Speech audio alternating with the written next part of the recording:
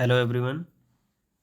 पिछली वीडियो में हम सभी ने जीएस फर्स्ट पेपर मेंस 2023 के पहले क्वेश्चन को देखा था।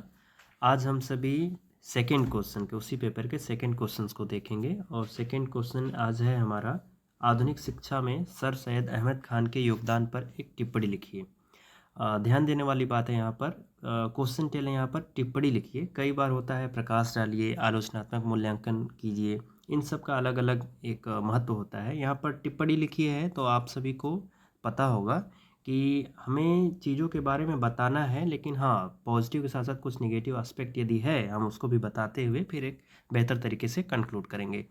तो ठीक है, समय नहीं गंवाते हैं, चलिए देखते हैं। आज अच्छा एक और ख़ास बात है, आज मैं पिछली वीडियो में तो फॉर्मेटिंग के माध्यम से आप सभी को डिस्कस किया था क्वेश्चन को। आज मैं एक मॉडल आंसर ही आपको प्रोवाइड करा रहा हूँ कि कैसे हम रिस्पॉन्ड करते हैं मेंस में एज इट इज़। ऐसे भी यदि हम लिखें तो एक बेहतर क्वेश्चन का फॉर्मेट हो सकता है। ठीक है, हम देखते हैं आगे।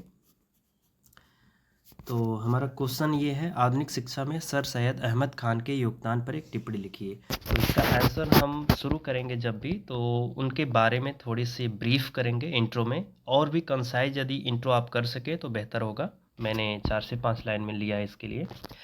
तो सर सैयद अहमद खान के बारे में बताते हुए आप लिखिए कि 19वीं सदी के उत्तरार्ध में एक प्रसिद्ध व्यक्तित्व में से एक रहे हैं। वे एक प्रमुख शिक्षक, न्यायविद, लेखक, समाज सुधारक के रूप में अपनी भूमिका निभाएं। आप सभी को पता होगा, और ख़ासकर ये तत्कालीन मुस्लिम समुदाय के आधुनिक शिक्षा के लिए इनका महत्वपूर्ण योगदान रहा है। और बेसिकली हमारा प्रश्न पूरे भारतीय समाज के कॉन्टेक्स्ट में तो है, लेकिन उस समय जिस तरीके से रूढ़ियाँ व्याप्त थी और हिंदू समाज में जो सामाजिक धार्मिक सुधार हो रहे थे, उसी के कंटेम्प्रेरी इन्होंने मुस्लिम समुदाय के आधुनिकीकरण के लिए जो उनका योगदान रहा है, उसी के संबंध में ये पूरा क्वेश्चन बेस्ड है। तो चलिए हम देखते हैं कि इनके योगदान किस प्रकार से रहे हैं। देखिए हमने यहाँ पर पॉइंट वाइज, आप ऐसे भी हेडिंग दे सकते हैं और इसको पॉइंट वाइज हम करेंगे और देखेंगे। सबसे पहला पॉइंट यहाँ पर आप देखिए, अहमद खान ने रॉयल सोसाइटी ऑफ इंग्लैंड की तर्ज पर अलीगढ़ साइंटिफिक सोसाइटी की स्थापना की थी।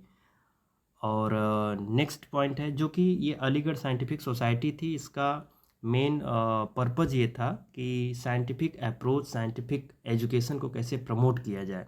एंड सेकेंड पॉइंट हम जब देखेंगे तो 1858 में मुरादाबाद में आधुनिक मदरसा एवं 1863 में आधुनिक स्कूल, ये गाज़ीपुर में आधुनिक स्कूल की स्थापना इन्होंने की थी। और इसी प्रकार से अन्य जनपदों में भी बहुत सारे आधुनिक स्कूल्स की इन्होंने स्थापना भी की थी। नेक्स्ट पॉइंट हमारा है, 1877 में उन्होंने अलीगढ़ में मोहम्मदन एंग्लो ओरिएंटल कॉलेज की स्थापना की। आप सभी इसको जानते होंगे, जो 1920 में जाके आगे अलीगढ़ मुस्लिम यूनिवर्सिटी में तब्दील हो जाता है, जो आज भी एजुकेशन के मामले में काफ़ी महत्वपूर्ण भूमिका निभाता है।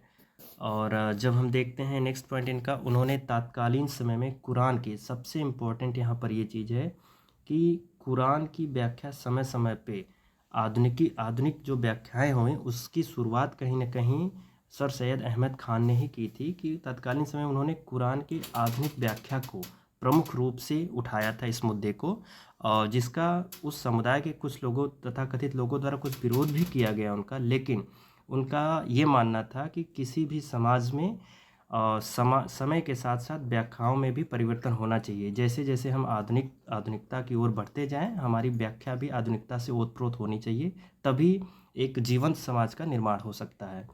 और हम नेक्स्ट चलते हैं तो आगे अगला पॉइंट देखते हैं, आधुनिक शिक्षा यथा विज्ञान एवं अंग्रेजी भाषा। उन्होंने ब्रिटिश इंडिया से जो भी उन्होंने ग्रहण किया, क्योंकि आप सभी को पता होगा जब ब्रिटिश कॉलोनी था इंडिया, उस समय रोज़गार के साधन जो था वो कहीं न कहीं अंग्रेज़ी भाषा पर बेस्ड हो गया था।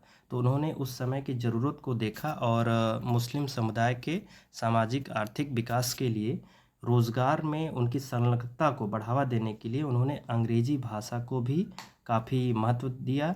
और इस चीज़ को लेकर उन्होंने अंग्रेज़ी भाषा तथा विज्ञान के अध्ययन अध्यापन पर बल दिया। ये भी एक आधुनिक शिक्षा की तरफ उनके योगदान को दिखाता है। और हम नेक्स्ट देखेंगे, इसी में कुछ ये तो सकारात्मक पॉइंट्स हमारे रहे हैं, लेकिन चूँकि टिप्पणी करना था यहाँ पर, तो हमें कुछ उनके नेगेटिव जो भी मतलब उनके कार्य रहे, उससे यदि हमें राष्ट्रीय आंदोलन के समक्ष कुछ बाधाएं भी उत्पन्न हुई है तो हम उसे दिखा सकते हैं।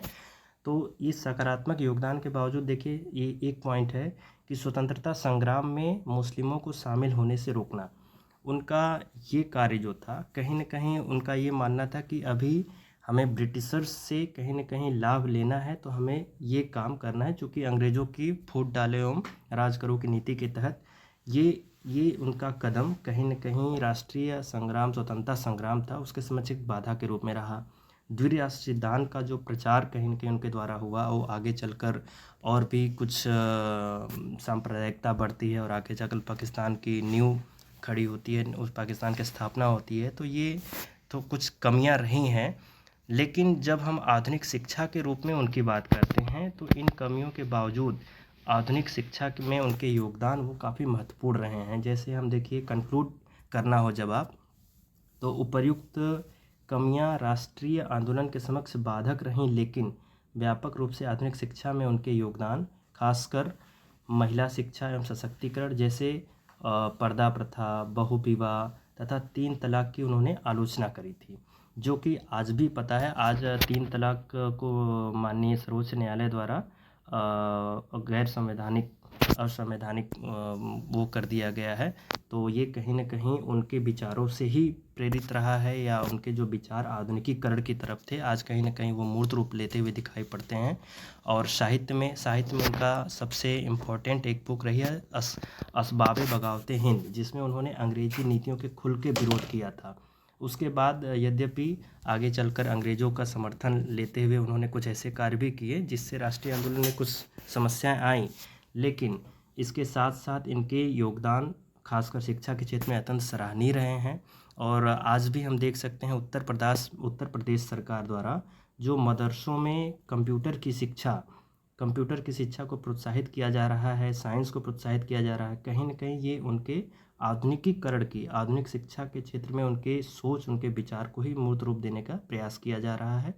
तो इस तरीके से हम यदि प्रश्न को हैंडल करें ताकि हम किसी भी एक पक्षपात रहित हों, हमारा आंसर देख के एग्ज़ामिनर के मन में किसी भी एक ख़ास विचार या ख़ास ओरिएंटेशन माइंडसेट का ना पता चले, बल्कि एक बैलेंस्ड अप्रोच उसमें दिखाई पड़े कि हम ये बताएं कि ये उनके पॉजिटिव चीज़ें रही हैं, कुछ नेगेटिव चीज़ें भी उसमें आ गई थी समय के साथ, लेकिन उसको हम जब कंक्लूड करें तो ये दिखाएं कि ठीक है ये चीज़ें रही हैं, लेकिन व्यापकता में हम जब संपूर्ण रूप से देखेंगे तो जो हमारा नीड है क्वेश्चन का, उसको कहीं ना कहीं फुलफ़िल करते हुए वो होना चाहिए। तो आई होप आप सभी को एक मॉडल आंसर के रूप में इसको काफ़ी इसका लाभ मिलेगा। जैसा भी कमेंट रहेगा आप सभी का, नेक्स्ट क्वेश्चन में हम और भी बेहतर करने का प्रयास करेंगे। ठीक है, थैंक यू।